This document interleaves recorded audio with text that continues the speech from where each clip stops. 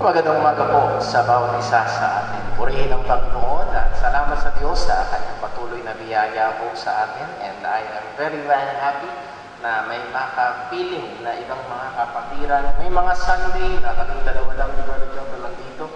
May mga Sunday na nandito si Brother Junjun, si Brother Gab, minsan nandito si Brother William. Pero salamat sa Diyos ay meron tayong ilang mga kapatiran. Purihin ang Panginoon sa patuloy niyang biyaya sa atin at sinisigurado po natin we are following safety protocols at ang ating face mask, meron tayong mga face shields na available, yung ating mga hand sanitizers, paghuhugas ng kamay, naka-physical distancing po tayo. At sinisigurado rin po natin na airflow dito sa ating church, kaya tayo nilagay ng box fan sa bintana para patuloy na napapalitan, umiikot ang hangin po dito sa loob ng ating bahay.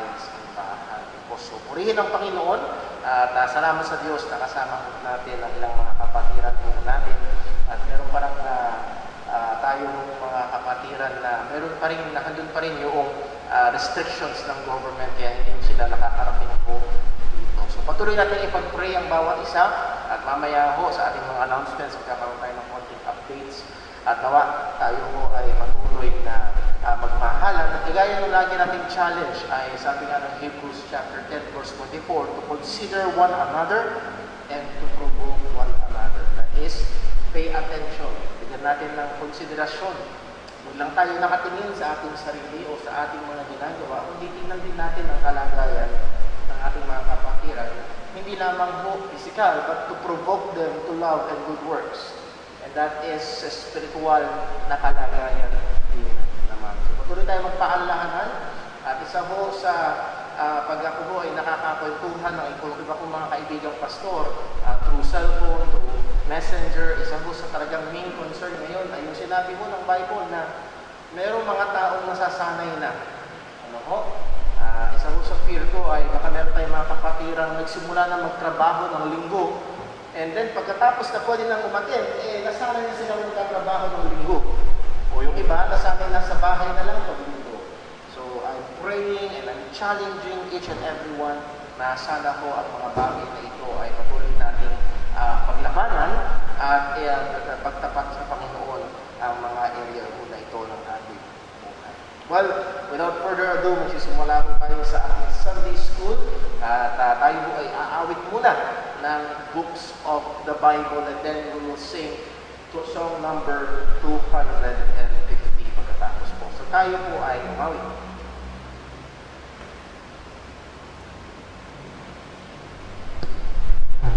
Awitin po natin. Isang pa natin mga Bible sa table of contents.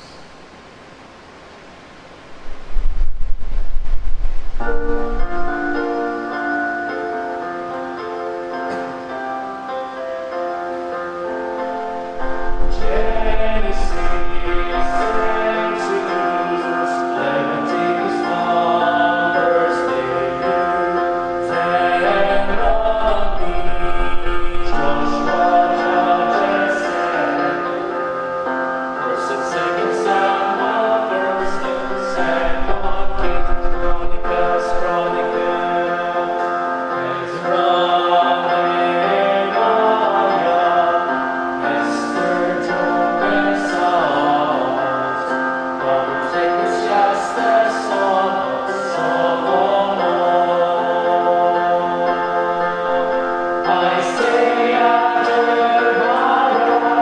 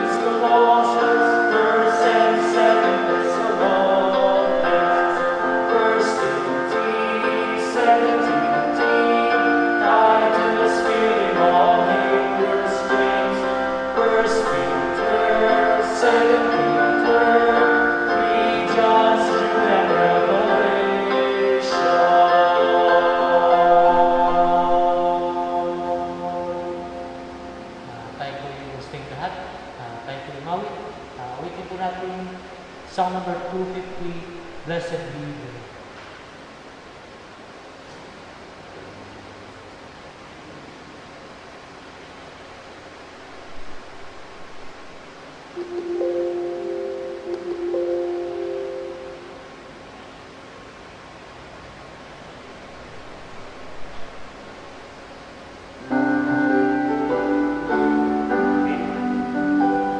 Oh, praise to Him who reigns above, in majesty supreme, who gave His Son for man to die, that He might man redeem.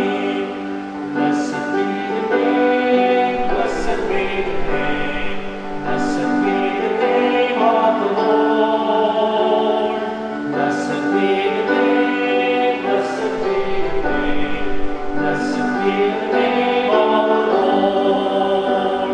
His name above all names shall stand, exalted more and more. Our God the Father's own right hand, where angels host adore. Blessed be the name, blessed be the name, blessed be the name of the Lord. Blessed be the name, blessed be the name, blessed be the name of the Lord. His gracious Savior, friend of man, was ruined by the fall. Now has been my salvation's plan, for thou hast died for all. Blessed be the name, blessed be the name of the Lord. Blessed be the name, blessed be the name, blessed be the name of the Lord. His name shall be the Counselor, the mighty Prince of Peace. All Lord's kingdoms conqueror, whose name shall never cease. Blessed be the name, blessed be the name, blessed be the name of the Lord. Blessed be the name, blessed be the name, blessed be the name of the Lord. Let's pray. Amen.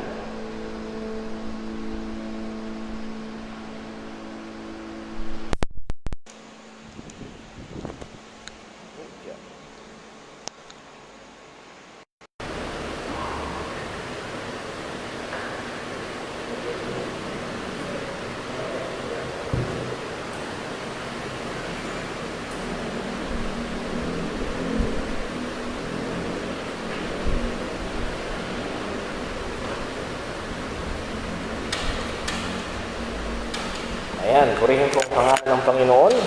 Yun ho yung ating inawit at kaya ho tayo natitipon ngayong umaga ho dito sa ating bahay-sambahan ay para gawin ang bagay na yun, purihin ang pangalan ng Panginoon. At kung napapansin nyo ho, ang maraming bagong bagay dito sa ating bahay-sambahan, bago ang ating sahig, bago ang ating mga tiles sa ating pulpit area, bagong pinturado ang ating pulpit, bagong pinturado ang ating buong auditorium, bago ang ating mga ilaw, bagong ang tawag dito, reconditioned ang ating mga wall fan, ano ho, at inisip nating palitan para mas maganda pero mas matipid at okay pa naman at matibay ang ating mga wall fan. That's in courtesy of Brother Jojo, ano ho. So purihin ang Panginoon sa mga bagay ho na yan. And sabi ko nga ho, tuwing may pumapansin, ang ganda ng church, ang ganda ng church. Well, again, salamat sa Panginoon na meron tayong maganda at maayos na bahay-sambahan. Pero ang lahat ng ito ay hindi makapagbibigay lugod sa Diyos kung ang mga mananambahan naman ang hindi nagbabago. Amen? So dapat tayo ay patuloy na nagbabago sa wangis ng ating Panginoong Hesukristo sa pamamagitan ng biyaya ng Diyos at kapangyarihan ng banal na Espiritu. So tayo ho'y dadako sa ating Sunday School, sa atin hong mga kaibigan na nakatutok sa inyong mga gadgets or nanonood, ay ang first part ng ating gawain pag Sunday ng umaga, Sunday School, and nag-aaral tayo ng salita ng Panginoon, and we would like to welcome each and everyone. Ang atin hong paksa o pinag-aaralan in a bigger context ay fundamentals of the Christian faith, mga basic doctrines sa pananampalatayang Kristiyano, sapagkat gusto natin na ang mga mananampalataya ay maging matibay or matatag or maayos ang pagkaunawa sa mga pangunahing doktrina na tinuturo ng salita ng Diyos. At layunin natin ay, sabi nga ho ni Apostol Pablo, para ang mga mananampalataya ay hindi madaling matangay ng kung ano-anong mga katuruan. At again, mga kapatid, ang daming iba't ibang mga katuruan dyan sa paligid. At ayaw ho nating mangyari na ang mga mananampalataya ay magiging bukang bibig, oo, pare-pareho lang yan, oo, pare-pareho lang yan. Well, which hindi ho totoo. Hindi ho pare-pareho. Malaki ang pagkakaiba. At yun ho, ang ating pinag-aaralan is Theology 101 or Basic Theology, that is the doctrine about God. We have already studied about the Scripture, ang Bible. At nakita natin na ang Bible talaga ay hindi gawa ng tao lamang, kung hindi ito ay produkto mismo ng Diyos. Man shall not live by bread alone, but by every word that proceeded out of the mouth of God. It is given by inspiration of God. Kung naalala ho natin, ibig sabihin, inihinga ng Diyos, and God used holy men to write down His word. So these are really God's word, literally God's word. At ito ho ang basihan ng ating pananampalataya. And then we are now studying about God. We studied about the existence of God, na mas lapat sa siyensya, mas lapat sa lohika, at mas lapat sa karanasan ang paniniwala na mayroong Diyos na lumalang, may matalino at buhay na Diyos na lumalang, kaysa paniwalaan na may sumabog lamang at aksidenteng lumabas ang lahat ng bagay after billions and billions of years. Pag tumingin tayo sa paligid, makakakita tayo ng ebidensya ng katalinuhan. Pag tumingin tayo sa paligid, makakakita tayo ng ebidensya ng kapangyarihan. Pag tumingin tayo sa paligid, makakakita tayo ng ebidensya ng buhay. At lahat ng ito ay tumuturo sa isang pagmumulan na may buhay, na mayroong karunungan, na mayroong kapangyarihan, at walang iba kung hindi ang Panginoon at hindi Big Bang. So nakita ho natin ito. And then pinag-aaralan ho natin ngayon ang mga katangian. Kung meron ngang Diyos, anong klase siyang Diyos? Ano ang kanyang katangian? At kaya natin ito pinag-aaralan ay para maibukod tangi natin ang Diyos na pinapakilala ng Biblia. Ang Diyos ng tunay na Kristyanismo mula sa ibang mga Diyos-Diyosan. Kasi meron mga nagsasabi, pare-pareho lang naman yan. Ang tawag nila Buddha, ang tawag nila ay Allah, ang tawag niyo ay Diyos. Iisa lang yan. Well, hindi ho. Sapagkat iba ang katangian. At kung magkaiba ng katangian, halimbawa, ang pangalan ng isa ay Paul, ang pangalan ko ay Paul. Iisa lang bang Paul? Hindi, yung Paul na kilala ko, medyo chubby. Hindi lang, medyo chubby talaga. Yung Paul na kilala ko, payat.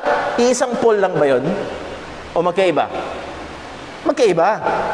Pero maaaring Paul ang tawag, pero naahan doon ang kakaibahan. Sila ay magkaiba. We are looking at the incommunicable attributes of God. That is, mga katangian ng Panginoon na talagang nagbubukod tangi sa kanyang sarili. Ito ay mga katangian na masusumpungan natin sa Diyos lamang. Pinag-aralan natin ang independence or the aseity of God, na ang Diyos ay hindi nakadepende sa kahit na sino. Hindi niya kailangan ng kahit na ano o kahit na sino. Ang Diyos ay kumpleto, perpekto at kontento sa kanyang sarili. Ibig sabihin ng kontento, hindi siya naghahangad ng iba pa. Ibig sabihin ng kumpleto, hindi siya kulang. Ibig sabihin ng perpekto, wala nang idadagdag. Ang Diyos ay independiente.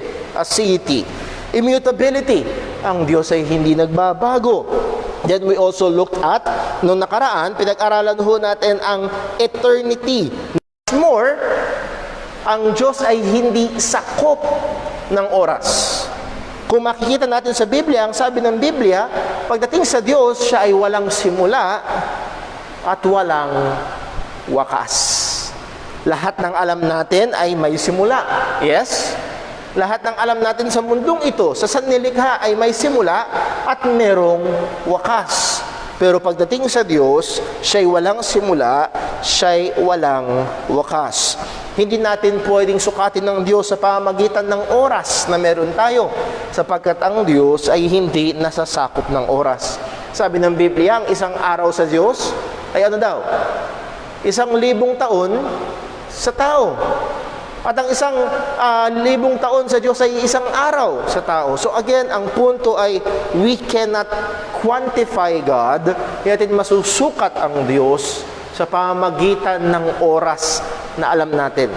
Si Brother Gab, pwede nating sukatan. Pag tanungin mo lang, ilang taon ka na?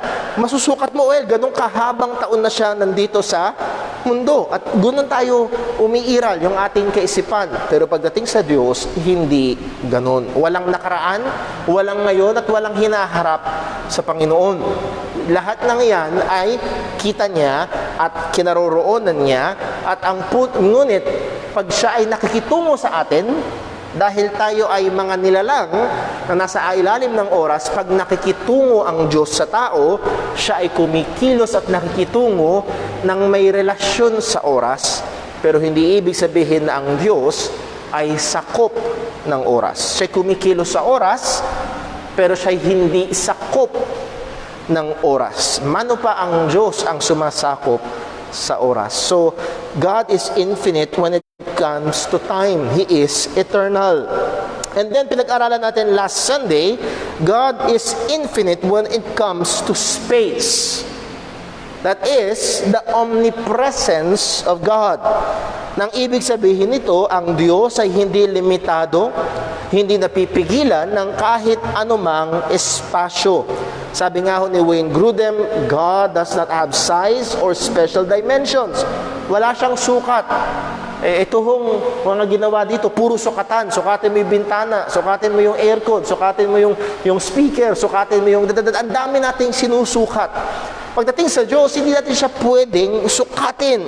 Walang metro na sobrang laki na pwedeng sukatin ang ating Panginoon. Siya ay present. Ibig sabihin, siya ay umiiral sa lahat ng punto, sa lahat ng lugar, sa kanyang kabuuan, ngunit siya ay kumikilos at nakikitungo sa iba't ibang kaparaanan, sa iba't ibang lugar, at sa iba't ibang sitwasyon o estado. Anong ibig sabihin? Binubuod lang natin yung ating review. Ang Diyos ay nandito. Kung paano ang Diyos ay nasa mga bahay-bahay ng ating mga kapatiran. At pag sinabi natin ang Diyos ay nandito, hindi lamang 0.001% niya ang nandito at 0.002% sa ibang lugar. No, ang Diyos ay nandito 100%. At ang Diyos din ay nasa mga bahay-bahay ng ating mga kapatiran 100%. Walang lugar na wala doon ang Panginoon. Ilang mga talata ho na atin hong maaaring balikan ay sa Psalm 139. Buksan lang ho natin ang ating mga Biblia. Number 1 mo lang, Brother Gab, para hindi porsado. Psalm 139. Psalm 139, for us to be reminded sa ating napag-aralan last Sunday. Psalm 139, and this comes in a form of a rhetorical question. Na si Haring David ang nagtatanong. Ang sabi niya sa verse 7, Psalm 139, verse 7, whither shall I go from thy spirit? Or whither shall I flee from thy presence? So ito ay patanong. Saan ako pupunta na wala doon ang iyong spirito? Saan ako doon na wala doon ang iyong presensya? At ano ho ang sagot? Meron bang lugar na wala doon ang Diyos? Wala. Maaring wala doon si Brother Paul. Maaring wala doon ang nanay, maaring wala doon ang tatay, maaring wala doon ang teacher, maaring wala doon ang pulis, pero nandun ang Diyos. Walang lugar na wala doon ang Panginoon. Actually, lahat tayo, lahat ng nilalang ay umiiral sa presensya ng Diyos. Isa pa hong talata na maganda nating balikan bago tayo sumigi sa ating lesson sa Acts chapter 17. Acts chapter 17, verse number 28. Acts 17, verse 28. Again, ang konteksto ho nito ay si Apostol Pablo ay nakikipagtalastasan sa mga pagano, sa mga philosophers doon sa Mars Hill nung siya ay napunta sa Athens. At ang sabi ho ni Apostol Pablo ay ito, "For in Him, that is in God, we live and move and have our being." So, hindi lamang, pakinggan nyo, hindi lamang ang Diyos ay nandito, hindi lamang ang Diyos ay nakatahan sa ating mga mananampalataya, the same is also true. Tayo ay nakatahan sa presensya ng Diyos. And listen, even the unbelievers, kahit ang mga hindi Kristiyano, kahit dyan sa pilahan ng tricycle, dyan sa toda, na maaaring hindi mananampalataya ang mga karamihan sa mga ang Diyos ay nandoon. At sila ay umihiral, humihinga, nabubuhay sa presensya ng Panginoon. Kaya ho, isang kamangmangan ang isipin na, ayokong pumasok sa simbahan. Bakit? Nandyan ang Diyos baka masunog ako. Well, that is a wrong thinking. As if wala siya dun sa kinakatayuan mo. As if wala siya doon sa kwarto mo. As if wala siya sa bahay mo. As if wala siya sa lugar trabaho. We, in Him, will live. And that word in is a locative word that is in the spirit of nasa loob. For in Him, in His presence, we live and move and have our being. So, notice, isinama ni Apostol Pablo maging yung mga hindi mananampalataya. Nahandoon ang presensya ng Diyos at tayo, lahat ng tao, lahat ng nilalang ay nasa presensya ng Panginoon. Mabilis na review lang sa ilang mga praktikal na aplikasyon ho na ito. Una, dahil ang Diyos ay nasa lahat ng lugar, ito ho ay dapat magtulak sa atin na magkaroon ng takot sa Diyos at lumayo sa kasalanan. Again, ilang aplikasyon lamang ho ito. Pangalawa, ang katotohanan na ang Diyos ay nasa lahat ng lugar ay dapat magkaroon ng epekto sa ating personal at sama-samang pagsamba. Hindi natin, alam niyo yun, yung sinasabi, ang presensya ng Diyos ay nasa lugar na ito. Sambahin natin. Well, nandun din siya sa bahay mo. Ako ho ba? Merong mga lingwahe na mga, naalala ko nung siguro 2 years ago, mahal na araw, sabi ng mga tao, yung merong mga sagradong lugar na pinupuntahan, at sabi nandito nararamdaman ko yung presensya ng Lord, ramdam na ramdam, as if wala siya doon sa ibang lugar. Nandun. Okay? At sa ating pagsamba, kailangan ho ito magkaroon ng epekto. Ibig sabihin, kung tayo man ay mag-isa at sumasamba sa Panginoon, mula Lunes hanggang Sabado, nandun ang Diyos. And then, kung tayo ay sama-samang sumasamba, maganda man ang bahay-sambahan o yung ibang mga kapatiran natin, sa ilalim man ng puno, nagdadaos ng pagsamba, nahandoon at saksi ang Diyos. And then, sumunod, ang katotohanan na ang Diyos ay laging naririyan sa lahat ng oras, sa lahat ng lugar, sa kanyang kabuuan ay kailangan at dapat at maaaring magbigay ng kapanatagan at katapangan at pananampalataya at kapayapaan sa puso ng mga anak ng Diyos. Sabi nga sa Psalm 23, verse 4, Yea, though I walk in the valley of the shadow of death, I will fear no evil, for Thou art with me. Hindi ito nakabase sa pakiramdam. Alam niyo yun, may mga time, naalalasan niyo ba yung mga kapatid, may mga time na parang malayo si Lord. Nakuha niyo ho? Parang malayo si Lord. Salamat sa Diyos, yung presensya ng Diyos ay hindi nakabase sa ating pakiramdam. Kahit ang feeling natin ay malayo si Lord or ang feeling natin malayo tayo kay Lord, ito ang katotohanan, siya'y naririyan. At kung ikaw ay Kristiyano, siya'y nasa sayo. Hindi nakabase sa pakiramdam. So muli, ang mga katotohanan ito ay hindi lang katotohanan na mataas at para lang sa mga nag-aaral ng Bibliyang seryoso, kung hindi ito ay may kinalaman sa pang-araw-araw at merong epekto sa buhay ng mga Kristiyano. Well, masyado ho akong na-excite sa ating review. Dadako ho tayo ngayon sa isa pang katangian ng Panginoon na atin hong kamanghaan at magdulot sa atin ng lalo pang panggigilala sa ating Diyos. Walang iba kung hindi ang kanyang omniscience.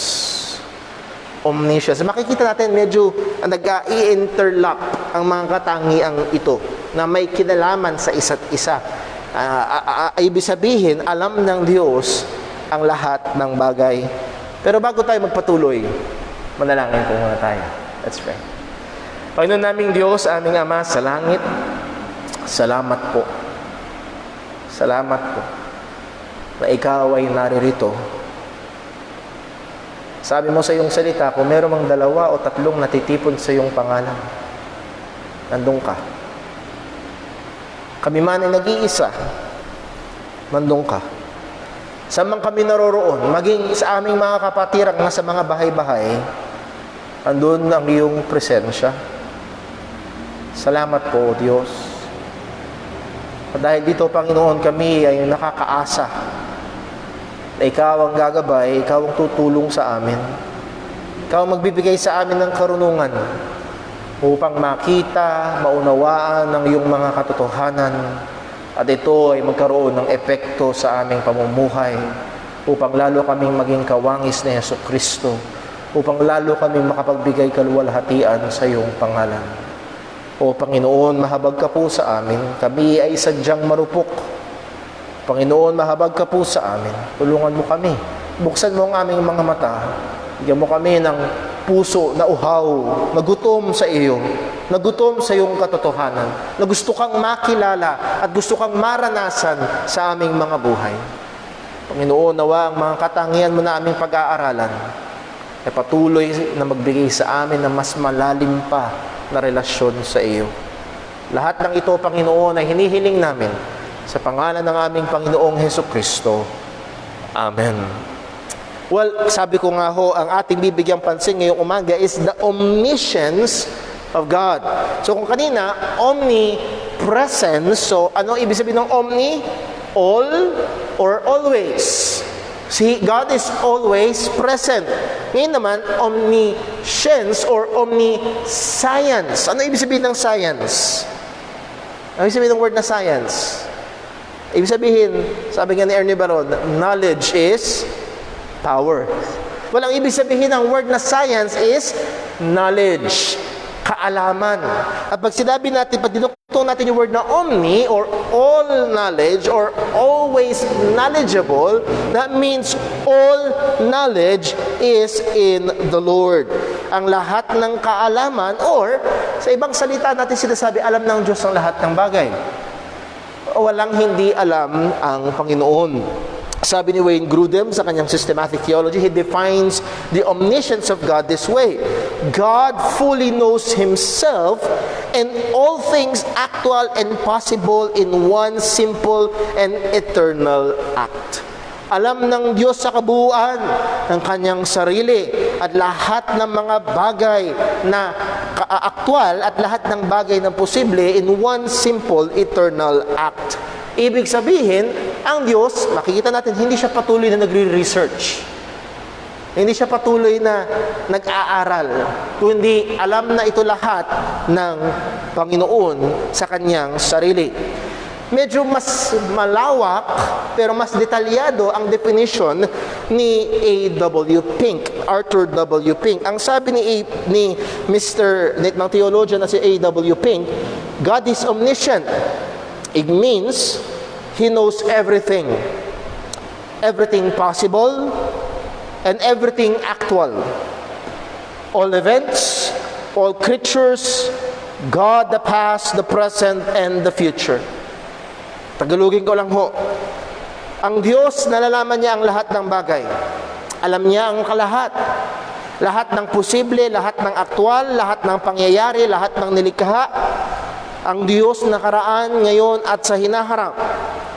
He is perfectly acquainted with every detail in the life of every being in heaven, in earth, and in hell. Alam ng Diyos perfectly sa kabuuan ang lahat ng detalye, sa lahat ng nabubuhay sa langit, sa lupa at maging sa impyerno. Nothing escapes His notice. Nothing can be hidden from Him. Nothing is forgotten by Him.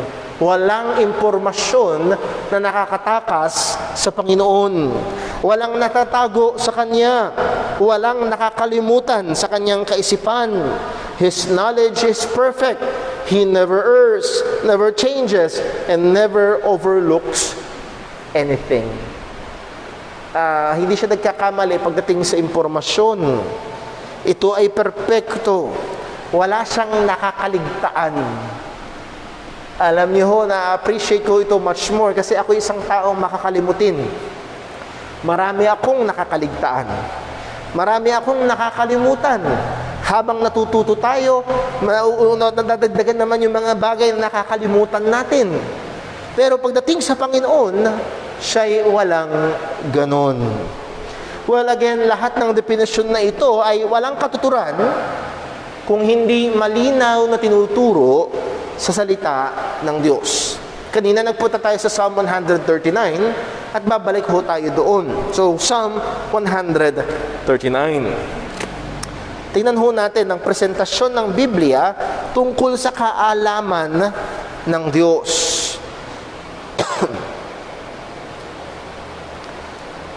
Psalm 139, verse 1.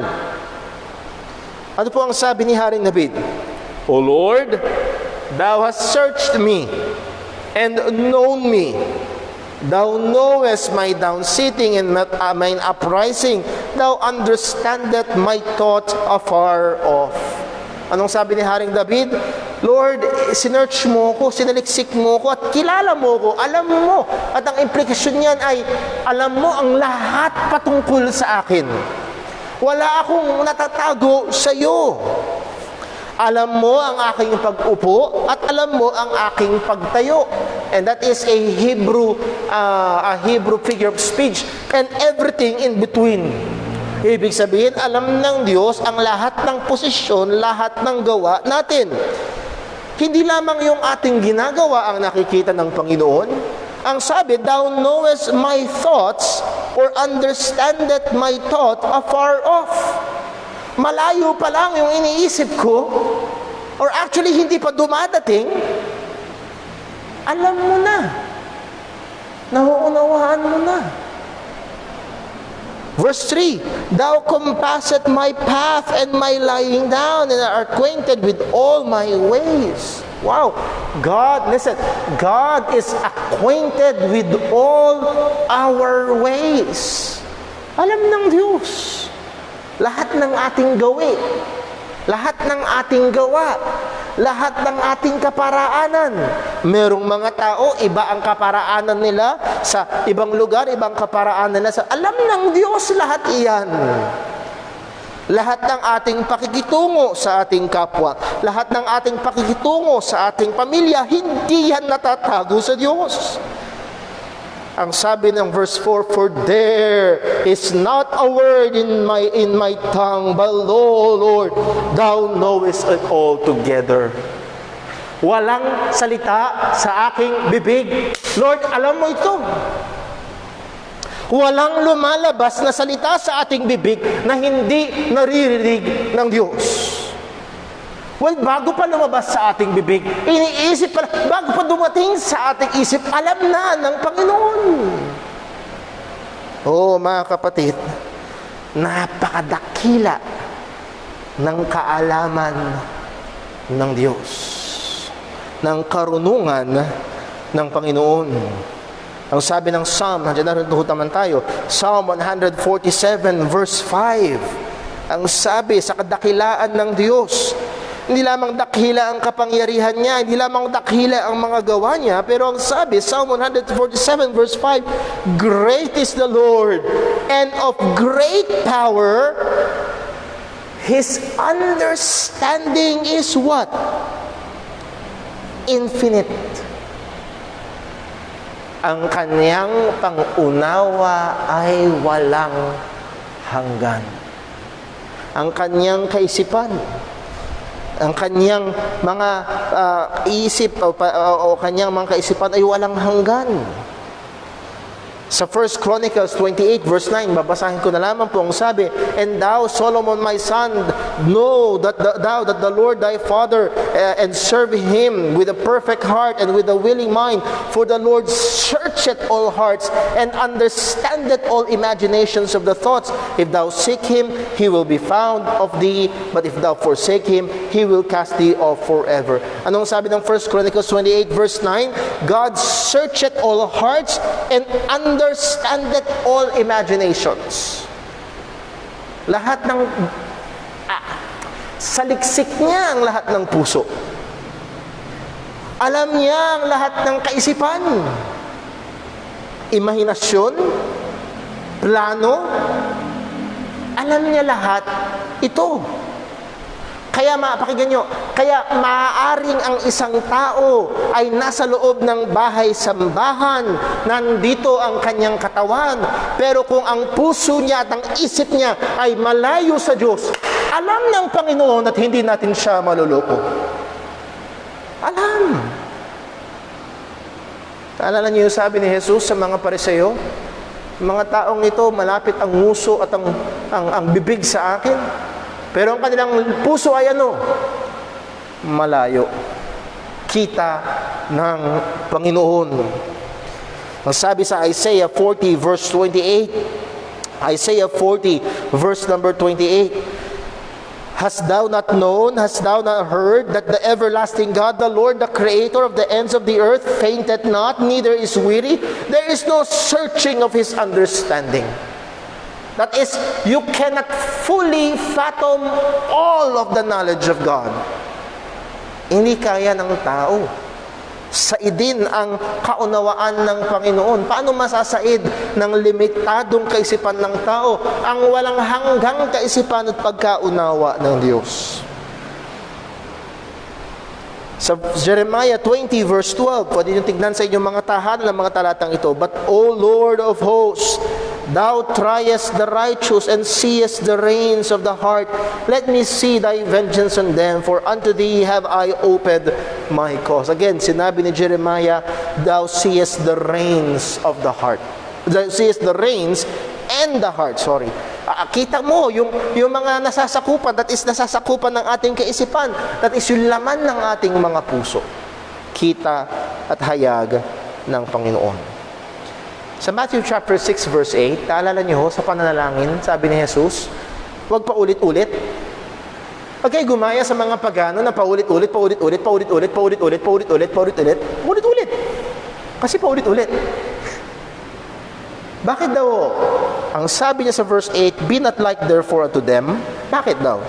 For your Father knoweth what things ye have need of before ye ask Him. Alam ng Diyos yung mga bagay na kailangan natin bago pa natin hingin. Bago ka pa lumuhod sa panalangin, alam na ng Diyos. Now, pag mo sabihin na, well, alam na pala ni Lord, di na ako magpe-pray. No. Inuutusan pa rin tayo ng Diyos na mag-pray.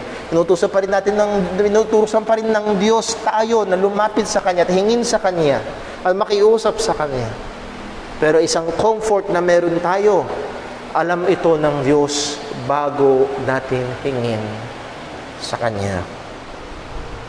Sa Hebrews 4 verse 13, buksan ho natin sa Hebrews chapter 4, verse 13.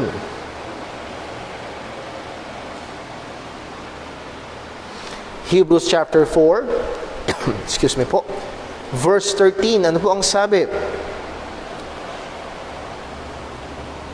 Sumunod natin sa verse 12.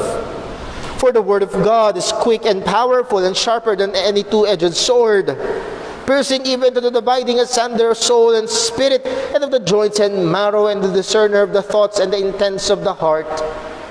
What? God discerns the intents and thoughts of the heart. Verse 13, neither is there any creature that is not manifest in His sight, but all things are naked and open unto the eyes of Him with whom we have to do. Tayo daw, listen, ang sabi ng Biblia, tayo daw hubad sa Kanya, sa Kanyang harapan. Alam nyo, mahirap makipag-deal sa isang tao na alam ang lahat ng bagay patungkol sa iyo. Tama ho ba? Ang Diyos na ating pinakikitunguhan, listen, wala tayong maitatago sa Kanya. Kaya isang malaking kahangalan ang magsubok, magtago at isipin na hindi ito nakikita at hindi ito nalalaman ng Diyos. So muli, mula sa mga talatang ito, malinaw, ang kaalaman ng Diyos ay perpekto, ang kaalaman ng Diyos ay kumpleto, lalang natatago sa Kanya, hindi lamang sa gawa ng tao, kundi maging sa isip at puso ng tao, hindi lamang sa mga bagay-bagay na nangyari nakaraan at ngayon, at oo, makikita natin mamaya, maging sa mga hinaharap, lahat ng ito ay alam ng Panginoon. Well, again, I will borrow some points from a theologian named Sam Storm sapagkat napakaganda nung paglalatag niya ng mga bagay-bagay na pagliliwanag patungkol sa omniscience ng Panginoon. Sabi ni Sam Storm, number 1, God's knowledge is intuitive, not discursive. Anong ibig sabihin ng intuitive, not discursive? Ay ibig sabihin, yung knowledge ng Panginoon is natural, that is innate, not discursive or progressive. Sabi ko nga ho kanina, kung gusto mong lumawak ang kaalaman mo, anong ginagawa natin? Hindi ho masamang sumagot. Nakamas naman ho kayo, huwag kayo anong ginagawa? Gusto madagdag ang kaalaman? Nag-aaral. Tama ho ba? Sabihin yung knowledge natin, progressive. Nadadagdagan, natututunan. Noong naglalatag ng tiles, so mga gumagawa ho dito, may mga pagkakataon talagang sinasadya kong pagmasdan. Bakit? Ganun pala yun. Ganun pala pagkatapos. Ganun pala. Siguro naman kahit paano, medyo makakapag-medyo. Siguro, bingkong-bingkong sa simula, pero natututo. Sa pamamagitan ng pag-aaral, sa pamamagitan ng eksperyensya, unti-unti, our knowledge is progressive. Pero pagdating sa Panginoon, His knowledge is intuitive, ibig sabihin, innate. Hindi niya kailangang mag-aral muna, mag-research muna, alam na agad ng Diyos lahat. Hindi niya kailangang titignan ko muna yung puso niya kung ano yung panalangin. No. Alam na agad ng Diyos. Pangalawa, God's knowledge is simultaneous, not successive. Alam ng Diyos yung kanyang mga gagawin. Hindi ito mga sunod-sunod na bagay na kanyang nalalaman. He knows it in its totality. Halimbawa ho sa Acts chapter 15, magandang talata, verse 18, buksan po natin. Acts 15 verse 18. Ang sabi ho ng salita ng Diyos sa ito, known unto God, what? Acts 15 verse 18. Known unto God are what? All His works. From the beginning of the world. Known unto God are all His works from the beginning of the world. Ibig kong sabihin, ang Diyos natin ay hindi Diyos na nagre-react.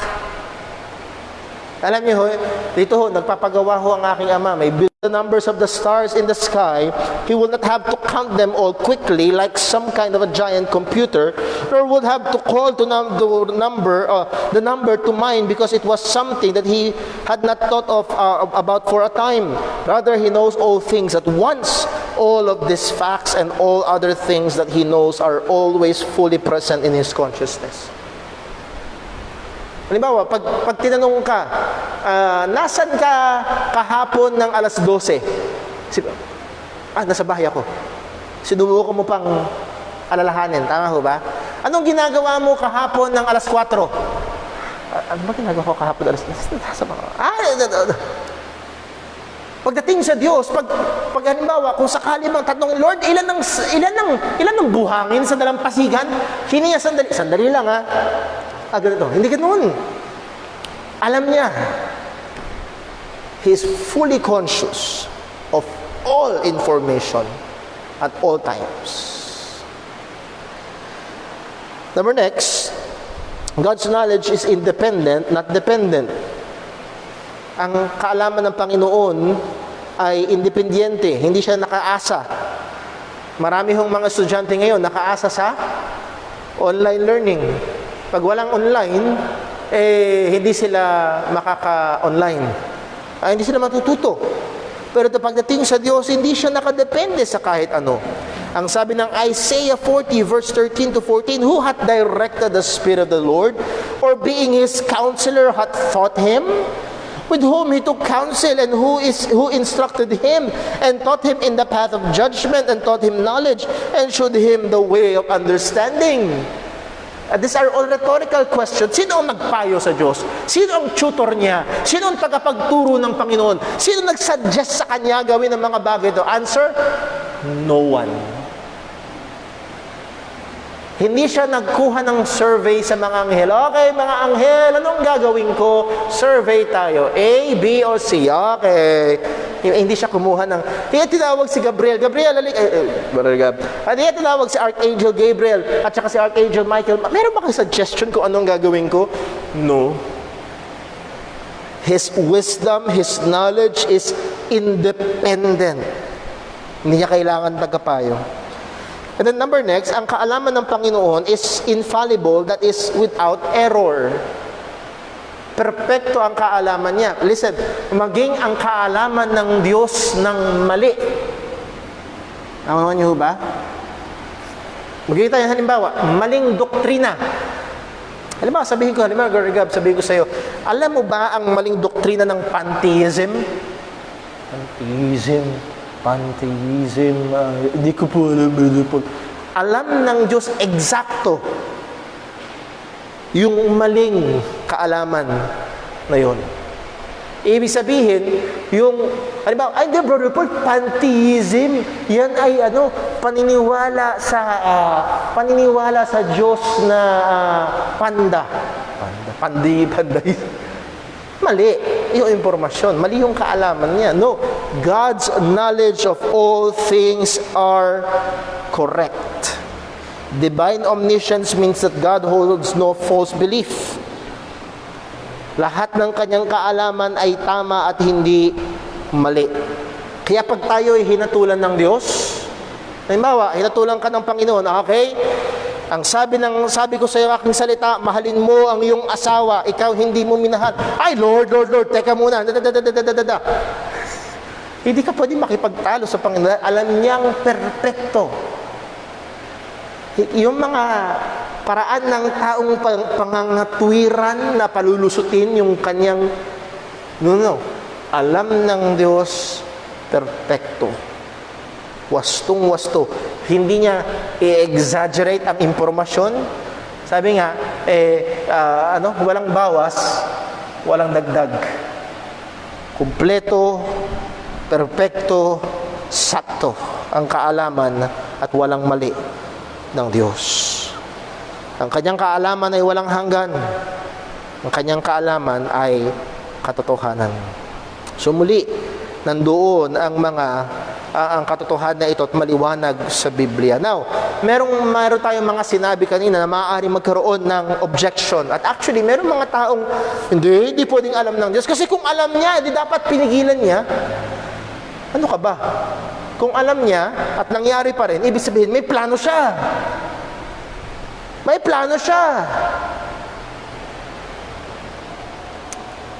Well, some questions and objections na bibigyan natin ng katanungan, maaaring ma-encounter natin. Una, Pero Paul, di ba ang sabi ng Hebrews 8:12?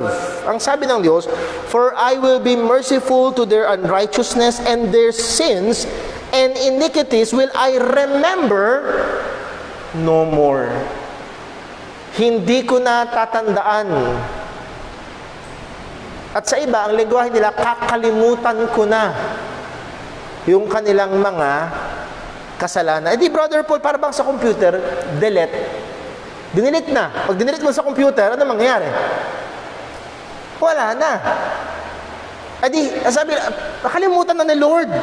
Hindi niya na alam yun. Well, actually, pag tinilan natin sa salita ho ng Panginoon, halimbawa sa Lumang Tipan, yung mga ginawa ng mga Hudyo, nakalimutan ba ng Diyos? Well, actually, ang mas tamang pagkaunawa ho nito, ang praise na sinabi niya, I will not, yung kung saan sinabi niya, I will remember no more, their iniquities will I remember no more, ang mas tamang pagkaunawa, I will not bring it up again against you. Hindi ko na ito, halimbawa sa mag-asawa, sige, kalimutan na yan, okay na, tama na, okay na.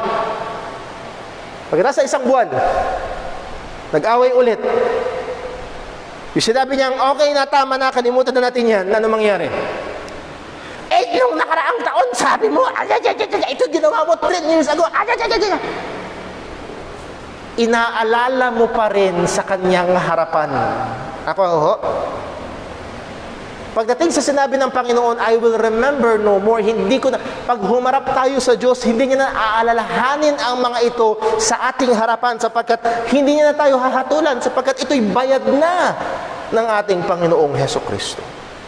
Pero hindi ibig sabihin yung impormasyon na yon ay wala na sa isip ng Diyos. Kung ganon, dahil hindi perpekto yung kanyang kaalaman. Or pangalawa, sa Jeremiah, buksan lang natin. At actually, merong mga taong bumibigay sa open theism. Nang pag sinabing open theism, may mga bagay na hindi alam ang Panginoon. And I've met a Baptist na ito yung verse na sinasabi niya. Na sinasabi, hindi alam ng Diyos lahat. Alam, merong mga Baptist na naniniwalang hindi alam ng Diyos lahat. Hindi sila madami, pero kakaunti. Pero merong ganon. Ang sabi ng Jeremiah chapter 19, verse 5. Jeremiah chapter 19, verse number 5. Nakita na ho ba? Umapa tayo ng mga 5 minutes, ano ho? Jeremiah chapter 19, verse 5. Ano po ang sabi? They have built also the high places of Baal to burn their sons with fire for burnt offerings unto Baal, which I commanded not, nor spake it, neither came it into my mind. Wow! Nakita niyo ho? Ang mga Hudyo, sobra-sobra na ang kanilang pagsamba sa Diyos-Diyosan na sinasamba na nila si Baal at nagtayo sila ng mga altar para kay Baal, at sa mga altar na yun, hindi hayop ang sinusunog nila, kung hindi mga sarili nilang anak.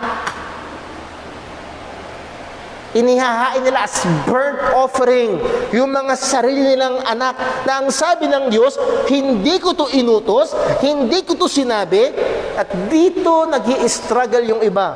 Neither came it into my mind. Hindi ko to naisip. So hindi daw alam ng Diyos, kasi kung hindi niya naisip, edi hindi niya alam. And again, I've met a Baptist person na winawag King James, pero ito yung ginagamit niya at pinusubukan niya i-prove sa akin na hindi alam ng Diyos lahat. At narito ang isang kasalanan nga hindi alam ng Panginoon. Ibig sabihin ba nito na hindi ito naisip ng Diyos bago ang panahon ni Jeremiah na ihahain ng mga tao at hindi ito nalaman ng Panginoon? Well, ang sagot ho dyan ay ito ay maling pagkaunawa. Nung sinabi ng Diyos, hindi ko ito inutos, hindi ko ito sinabi, hindi ko ito inisip na ang punto, hindi ko ito inisip na ipagawa sa inyo. Hindi ko ito inutos sa inyo na gawin nyo. Hindi ko ito sinabi na gawin nyo. At hindi ito inisip na gawin nyo. That is the point. Pero hindi ibig sabihin na hindi alam ng Diyos yung impormasyon na nangyayari. Nakuha ho ba? Actually, sa Leviticus chapter 18 verse 28, 800 years bago si Jeremiah, ang Diyos nagbigay na ng utos na ang mga habata ay hindi ihahain sa pamamagitan ng apoy. Ang sabi sa Leviticus 18:21, "And thou shalt not let any of thy seed, that is your children, pass through fire to Molech." Yung paghahain ng bata sa pamamagitan, o padadaanin ng bata sa apoy, ibig susunugin sa apoy ang bata para ihain sa Diyos. 800 years before Jeremiah. So, mas tamang pagkaunawa dito ay, hindi ko ito inutos sa inyo para gawin, hindi ko ito sinabi sa inyo para gawin, at hindi ko ito inisip para sa inyo na gawin nyo. Hindi ibig sabihin na hindi ito alam ng Diyos. Siguro kung merong isa sa mga pinaka-controversial ay yung sinabi ng Panginoon kay Abraham nung iaalay niya si Isaac. Alala niyo ho? Nung nakataas na ang kamay ni Abraham at ibababa niya na, papatayin niya na si Isaac, pinigil siya ng Panginoon. At ang sabi ng anghel ng Diyos kay Abraham, and he said, "Lay not thy hand upon the lad, neither do anything unto him, for now I know that thou fearest God." Ngayon alam ko na. Ano ibig sabihin? Bago yun, hindi daw alam. Well, nakakalimutan ho ba natin na, naalala nyo yung, paano ba to? Nung gugunawin ng Panginoon ang Sodom at Gomorrah, ang sabi ng Panginoon, sasabihin ko kay Abraham yung aking mga plano sapagkat alam ko na pangungunahan niya ang kanyang sambahayan ng maayos. Alam ng Diyos. Alam ng Diyos ang gagawin ni Abraham. Alam ng Diyos perpekto. Pero paano itong sinabi ito? Now I know. Well, let me borrow an answer from Norman Geisler. Ang sabi niya, in His omniscience, God know exactly what Abraham would do since He know all things. However, what God knows by cognition and what is known by demonstration are different. And after Abraham had obeyed God's command, he demonstrated what God always knew, namely that he feared God. Alam ng Diyos. Pero iba yung alam ng Diyos sa kanyang kaisipan dun sa alam ng Diyos na na-demonstrate yung bagay na alam ng Panginoon. At isa pang sagot na maaari ditong sabihin ay God is speaking in an anthropomorphic way, that is speaking in the language of men. Sapagkat ang tao hindi pwedeng malaman ng isang bagay na hindi pa nangyayari. And God is speaking in a way na magiging relatable sa tao. And by the way, napakadaming mga talata sa Biblia na nagsasabing alam ng Diyos ang isip ng tao, ang puso ng tao. Kakabasa lang natin kanina. At pagdating sa pag-aaral ng Bible, anong gagawin natin? Huwag mong gagamitin yung malabo para palabuin yung malilinaw. Gamitin natin yung malinaw para magbigay liwanag doon sa malabo. At ang daming mga taong nagkakamali, nagagamitin itong talatang ito sa Genesis 22 verse 12. Now I know, also before hindi alam ng Diyos. So merong hindi alam ng Diyos at itatapon nila lahat ng mga talata sa Biblia na malinaw na nagsasabing alam ng Diyos ang lahat ng bagay. Again, there are legitimate ways to answer. Maaring hindi nila tanggapin, pero ito ang katotohanan. Alam ng Panginoon. Lastly, dito tayo matatapos, some applications. Some applications. Number 1, the omniscience of God should fill us with amazement. Ang kaalaman ng Diyos ng lahat ng bagay ay dapat magpuno sa atin o magbigay sa atin ng pagkamangha. Namamangha tayo sa matatalino, tama? Alala ko, nung high school ako, meron akong mga kaklaseng hinahangaan. Grabe naman ang utak nitong mga ito. Tama? Ang mga tao ngayon, hanggang ngayon, si Albert Einstein ay hinahangaan ng mga tao. Bakit? Ang tindi ng kaalaman. Pero narito ang ating Diyos na higit at higit na mas matalino at nakakaalam, hindi lamang ng mga bagay na nakikita, kundi maging ng mga bagay na hindi nakikita. Bagay na karaan ngayon at hinaharap, bakit hindi tayo mamangha at sambahin ang Diyos na nakakaalam ng lahat ng bagay? Pangalawa, ang pagkaalam ng Diyos sa lahat ng bagay or the omniscience of God should fill us with, paano sasabihin ito? Appreciation. Sabi nga ho, gusto ko sabihin si Spurgeon na nagsabi nito, alam ng Diyos ang lahat patungkol sa akin, ngunit minahal pa rin ako ng Diyos. Nakuha niyo ho? Alam ng Diyos ang lahat patungkol sa akin, ang lahat ng laman ng isip ko, ang laman ng lahat ng puso ko. Pero sa kabila ng alam niya, ang lahat ng dumi ko, minahal pa rin niya ako. The omniscience of God should fill us with appreciation, more appreciation of the love of God. Well, pangalawa, the omniscience of God, kagaya sa omnipresence of God, should fill us with fear. With fear. Sabi nga nung isang binasa natin sa talata sa Hebrews, ang Diyos na pinapakitunguhan natin, alam niya ang lahat ng bagay. Ang Diyos na sinasamba natin, ang Diyos na pinapanalanginan natin, ang Diyos na dinadalanginan, ang Diyos na haharapin natin sa huling araw, alam niya ang lahat ng bagay. Wala tayong maitatago sa Kanya. Kung kaya't tayo ay dapat magkaroon ng tunay at malalim na pagkatakot sa Kanya. So sana ho, nandito na ang tatlo na may kinalaman sa kawalang hangganan ng Diyos. God is eternal, walang hanggan pagdating sa oras. God is omnipresent. Siya'y walang hanggan, laging pagdating sa espasyo, lagi siyang naririyan. Hindi siya napipigilan ng espasyo. Magkulong ka man sa kwarto, nandun siya. And then, now, God is omniscient. Alam niya ang lahat ng bagay. Alam niyo ho, kahit ang presidente ng Amerika o ng kauna-unahang bansa na may vaccine ng Russia, hindi alam kung ano mangyayari sa COVID-19 na ito. Hindi alam. Pero alam ng Diyos. Alam ng Diyos. Well, hindi natin alam kung kailan darating ang ating Panginoong Kristo, pero ang sabi niya, alam ng Ama. At muli siyang magbabalik. Marami tayong hindi alam, marami tayong walang kasagutan, pero nariyaan ang ating Diyos, nakakaalam ng lahat ng bagay at perpekto ang kanyang kaalaman. At awa, kagaya sinabi natin, tayo ito'y magdulot sa atin ng mas malalim na pagsamba, mas malalim na pag-appreciate sa biyaya ng Diyos na pagliligtas sa atin. Sa kabila ng alam niya ang lahat, minahal pa rin niya tayo at iniligtas niya tayo. Well, tayo po ay manalangin. Panginoon naming Diyos, aming Ama sa langit, salamat po. Tunay, dakila ka. Tunay, walang hanggan ang iyong kaalaman. Perpekto ka sa karunungan.